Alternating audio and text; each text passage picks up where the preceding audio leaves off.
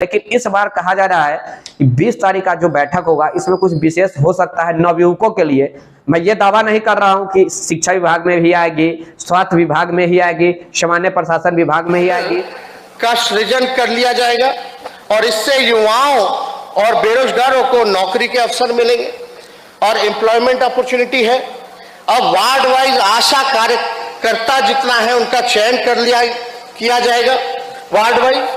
तो लगभग 60,000 से अधिक रिक्तियों को भरने की कार्रवाई भी की जा रही है। आप बताइए साथियों, आज मैं कुछ रिक्तियां के ऊपर बात करने वाला हूं कि बिहार में कुछ रिक्तियां अभी रिसेंटली में आई है, कुछ रिक्तियां रिसेंटली में आने वाली है, बहुत जल्द आने वाली है। और शिक्षा विभाग में क्या चल रहा है, शिक्षा विभाग की क्या रिक्तियां आने वाली है, इसी के ऊपर थोड़ा सा बात करने वाला हूं। अंत तक अवश्य देखिएगा और नए हैं अगर इस चैनल पे तो सब्सक्राइब करके जरूर जुड़ जाइएगा। एनसीपी जन जन की आवाज एक मुहिम है, तो इस मुहिम में आप लोग भी जुड़िए। रोजगार और नौकरी को लेकर एक मुहिम हमने स्टार्ट किया है, जैसा कि आप लोग अगर जुड़े हैं तो जानते होंगे। खैर चलिए बात करते हैं। अभी रिसेंटली में एक रिक्तियां आया लगभग 7,000 लगभग 10,000 के आसपास रिक्तियां आया। कौन सा? तो कोर्ट क्लर्क के, स्टेनोग्राफर के, प्यून के, मतलब एक्सेट्रा बहुत सारा डिपार्टमेंट। कोर्ट डिपार्टमेंट में कहा जाए तो सामान्य प्रशासन विभाग के अंतर्गत वो लोग आता है, तो वहां पे आप देख सकते हैं, वहां पे रिक्ति आया। अच्छी खासी रिक्तियां हैं बिहार में। अगर स्टेट में 10,000 किसी एक डिपार्टमेंट में रिक्तियां आती है तो अच्छी रिक्तियां है, अच्छी खासी है, अच्छी नहीं कह सकते, अच्छी खासी रिक्तियां हैं। अब बात करते हैं कि 60,000 रिक्तियां जो है वो अभी रिसेंटली में आपको जस्ट एक हफ्ता के अंदर में आपको देखने को मिलने वाला है स्वास्थ्य विभाग में। स्वास्थ्य विभाग में इसलिए मैं बोल रहा हूं कि कल माननीय तेजस्वी यादव जी जो बिहार के डिप्टी सीएम है, उन्होंने भी स्पष्ट कर दिया। अभी स्टार्टिंग में मैंने जो वीडियो दिखलाया उसमें आप लोग देख लिए होंगे, स्पष्ट कर दिए हैं कि 60,000। कल ट्वीट भी उनका आया कि 60,000 बहुत जल्द आप लोगों को कुछ दिनों में देखने को मिलेगा। तो और ये बहुत दिनों से प्रोसेस चल रहा था। मैं स्वास्थ्य विभाग का मेरे पास जानकारी था कि जल्द ही आने वाला है। तो स्वास्थ्य विभाग में 60,000 रिक्तियां आने वाला है। अब 60,000 रिक्तियां जो आएगा वो स्वास्थ्य विभाग में हर वो पोस्ट के लिए आएगा, डॉक्टर तक के आएगा और स्वास्थ्य विभाग के डायरेक्टर तक के पोस्ट आएगा। तो छोटे लेवल ग्रुप डी से लेकर के और ग्रुप ए तक की जो भी रिक्तियां होगी, पोस्ट होगी स्वास्थ्य विभाग में, वो सारे पोस्ट आएगा। अब बात करते हैं कि क्या और कौन से विभाग में आएगा। आपने 2 विभाग देख लिया, सामान्य प्रशासन विभाग, हेल्थ डिपार्टमेंट, स्वास्थ्य विभाग। अब एजुकेशन डिपार्टमेंट में क्या होगा? स्वास्थ्य विभाग में क्या वाकई में रिक्तियां आएगी या फिर अगर सबसे ज्यादा अगर मैं कहूं तो बिहार में सबसे अधिक रिक्तियां एजुकेशन डिपार्टमेंट में यानी कि शिक्षा विभाग में है। सबसे ज्यादा स्टूडेंट भी बेरोजगार हैं, तो शिक्षा विभाग में BEd, DEd, CTET, बीटेट, state qualified करके बैठे हुए हैं। प्रतिदिन लाठी भी खा रहे हैं, आंदोलन भी कर रहे हैं, लेकिन कुछ संज्ञान में अभी तक सरकार के है, लेकिन कुछ अभी तक किए नहीं है। प्रतिदिन नए डेट मिल रहा है, उन लोगों को एक्सटेंड किया जा रहा है। अभी रिसेंटली कुछ माध्यमिक का स्टे कोर्ट भी लगा दिया है। उसी को मध्य रास्ते कदम पर चलने के लिए प्राइमरी को लेकर भी सरकार कह रही है कि अब हम साथ में करें। तो सरकार को एक बोलने का मौका मिल गया है मेरे ख्याल से।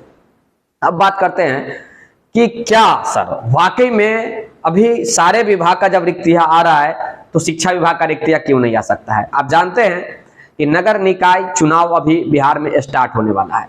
क्या ये चुनाव के कारण नई जो भी बहाली होती है, रिक्तियां आती है, क्या उस पर प्रभाव पड़ता है? तो जी हाँ, प्रभाव पड़ता है। कैसे पड़ता है और क्यों नहीं पड़ता ये भी मैं समझा रहा हूं।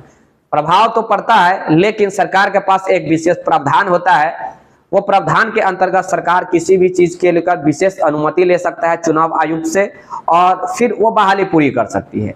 अभी आपने देखा कि सामान्य प्रशासन विभाग का रिक्तियां आया, फिर अभी स्वास्थ्य विभाग का आने वाला है। तो क्या मैं यही पूछना चाह रहा हूं बिहार सरकार से, और मैं पिछले दिनों बात भी किया, जो भी अधिकारी है उनसे भी बात किया, सरकार के जो प्रतिनिधि है उनसे भी बात किया कि अगर वाकई में इन चुनाव के कारण जब सामान्य प्रशासन विभाग की रिक्तियां पर प्रभाव नहीं पड़ सकता है या फिर स्वास्थ्य विभाग पर प्रभाव नहीं पड़ सकता है, प्रतिदिन कुछ न कुछ रिक्तियां अब आना स्टार्ट हो गई है, तो ये एक अच्छी बात है।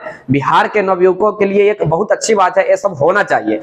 प्रतिदिन 1 दिन, 2 दिन, 4 दिन, 5 दिन, अरे महीना दिन पर भी कुछ ना कुछ रिक्तियां अगर आते रहे तो इससे क्या होगा कि लगेगा कि कुछ आने लगा है बिहार में, और सरकार भी यही रास्ते पर चल रही है। मुझे अच्छा लग रहा है और तमाम बिहार के वासियों को भी अच्छा लग रहा होगा। लेकिन मेरा बस यही कहना है कि अगर वाकई में सारे डिपार्टमेंट का आप रिक्तियां दे रहे हैं, तो स्वास्थ्य विभाग में आप कह रहे हैं कि चुनाव आ गई है, तो महोदय अगर चुनाव आ गई है तो सारे डिपार्टमेंट पर लागू होता है। तो ये एक मैं बहाना मानता हूं इसलिए बहाना मानता हूं क्योंकि सारे जब विभाग पे ये चुनाव का आयुक्त का प्रभाव नहीं पड़ता है तो एक स्वास्थ्य विभाग पर कैसे प्रभाव पड़ता है। और पिछले छठे चरण जो बहाली हुआ, पांचवें चरण भी बहाली हुआ था, उसमें प्रावधान के अंतर्गत विशेष प्रावधान शिक्षा विभाग लिया था। विशेष प्रावधान होता है एक, कल जिस प्रकार हमने प्रदेश प्रवक्ता जी से भी बात की, आप लोग सुने भी होंगे, हम किसी अधिकारी से इसके बारे में विशेष डिबेट भी किए, बात भी किए हैं, वो मैं नहीं दिखला सकता, लेकिन मैं आपको जानकारी दे दूं। कुछ सरकार के प्रतिनिधि से भी बात किया, लेकिन उनका भी साफ कहना है कि हाँ ये हो सकता है, क्या सरकार करेगी या नहीं करेगी। बिहार में 3.25 लाख के आसपास शिक्षक की रिक्तियां खाली है, 1 क्लास से लेकर 12 क्लास, यानी कि 1 to 5, 6 to 8, 9 to 10th and 11 to 12th। आप जानते हैं कि बिहार की स्वास्थ्य और शिक्षा व्यवस्था सबसे खराब है। मैं मानता हूं कि स्वास्थ्य विभाग में 60 रिक्तियां हैं, बहुत धन्य है प्रभु, सरकार को मैं धन्यवाद करूंगा कि ये रिक्तियां जो दी है, बहुत अच्छी बात है, रिक्तियां आ रही है। और अभी जो रिक्तियां जो आई है कोर्ट वाला, ये बहुत दिनों से ये भी पेज फंसा हुआ था, ये भी कोर्ट का रिक्तियां आया है।